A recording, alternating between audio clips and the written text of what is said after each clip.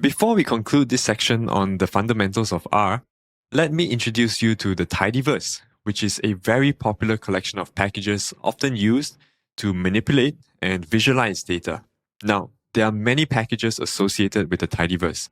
These packages share the same design philosophy, grammar, data structures. In other words, they are designed to be similar in the objects and code that are used for data analysis. But for what purpose? Well, a key focus of the Tidyverse is user-friendliness. The code should be easy to understand, consistent, and reproducible. This makes the Tidyverse ideal for beginners who want to get started with data science.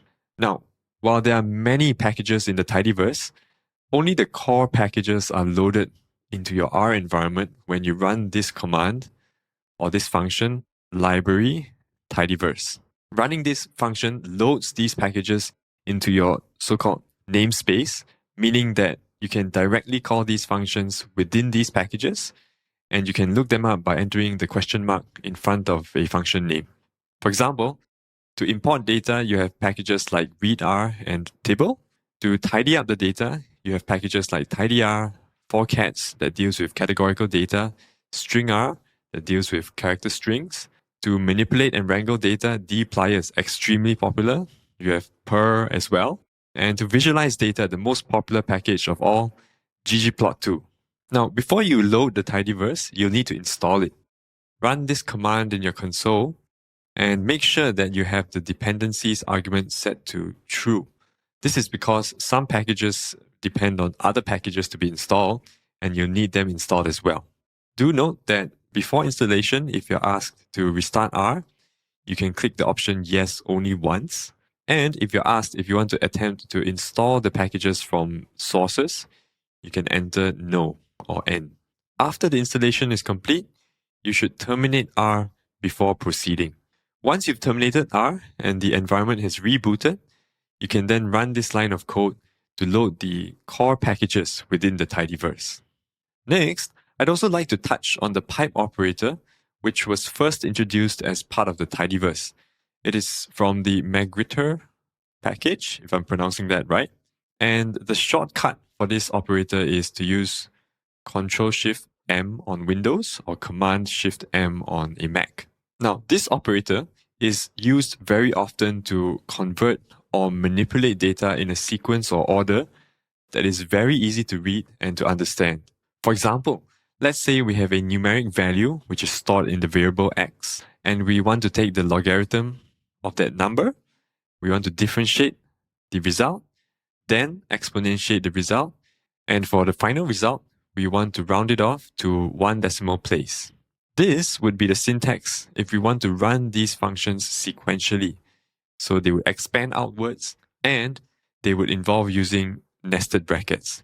But as you can tell, reading this line of code is rather confusing. So rather than doing so, we can use the pipe operator instead. Likewise, we want to take the numeric object x, we put the pipe operator.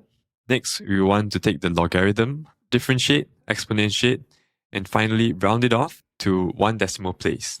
Using the pipe operator together with code indentation tells us that we are in the midst of running a pipe operation, and it is so much easier to read. If there are extra arguments or inputs to the functions, like in this case, the value of 1, they can be included as well. If there are multiple inputs or arguments to the function, they can also be included and separated with commas. One important note though is that from R version 4.1 onwards, a native pipe operator was introduced. So rather than using this pipe from the Magritte package, base R now comes with its own pipe operator. This pipe operator can be used without installing or loading any other additional packages outside of base R, so you wouldn't have to install the Tidyverse. However, do note that this native pipe operator will not work in earlier versions of R. There are some fine differences between the two pipe operators, so do check out the link in the slides if you're interested to find out more. Finally, before we move on to a practical example, let's talk about tidy data. Tidy data is used to describe two-dimensional tabular data that is structured in a certain way. Specifically, a table is considered tidy if each variable is a column and each observation is a row. Now, this makes it easier to perform operations like filtering, grouping, and aggregating data for analysis. And generally speaking, this would mean that the data should be in the long format rather than the wide format. What does this mean? For example, let's say that we have the country statistics for populations infected with a particular disease. You see here the table on the right, we have the country, we have the year of assessment, we have the infected population, so number of people infected with the disease, and the total population. This table on the right is an example of data in the wide format. Now, this table can be transformed into what is called the long format on the left. Notice that the two columns for population count, the infected population and the total population, have been transformed into a single categorical column here on the left. And the value for these two columns have also been combined into a single column called value in this table on the left. As a result, this so-called value column would represent the number of people.